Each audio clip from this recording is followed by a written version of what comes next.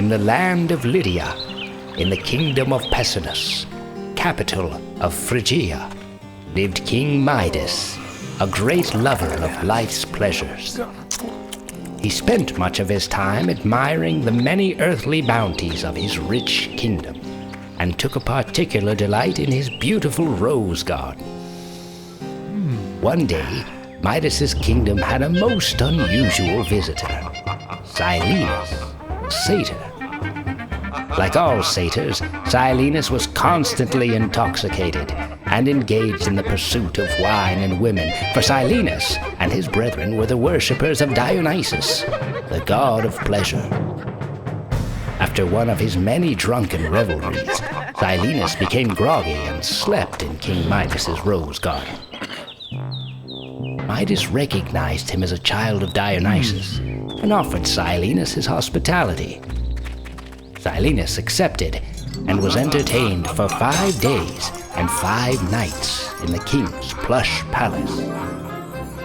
Dionysus came looking for Silenus and found him enjoying all the comforts the king could offer. The god was so impressed with the treatment of his faithful worshipper that he granted King Midas a wish. Midas wished that all he touched would turn to gold, thus increasing the value of all his earthly possessions. Dionysus warned King Midas that granting such a wish would ultimately cause the king sorrow, but Midas, overcome by the prospect of increased wealth, insisted.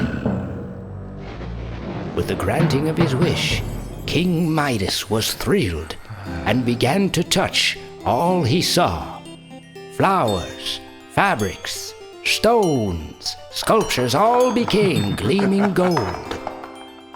Midas decided to hold a banquet to celebrate his new prosperous power.